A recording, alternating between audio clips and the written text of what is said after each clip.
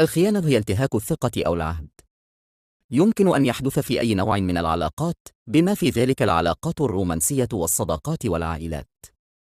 يمكن أن يكون لها تأثير مدمر على العلاقات، ويمكن أن يكون من الصعب للغاية الخروج منها. هناك العديد من أنواع الخيانة الموجودة في العديد منه الصفحات الأخرى. الخيانة الجسدية نوع النشاط الجنسي مع شخص آخر غير الشريك. العاطفية تطوير علاقة عاطفية مع شخص آخر غير الشريك. الكذب تقديم إخفاء المعلومات عن شريك أو معلومات كاذبة. والقطع مكان وجودك. الغدر إيذاء الشريك عمدا. يمكن أن تكون مدمرة للعلاقات، تنتهك الثقة. عندما يخونك شخص ما، فأنت تفقد الثقة به وقد يكون من الصعب تعادتها.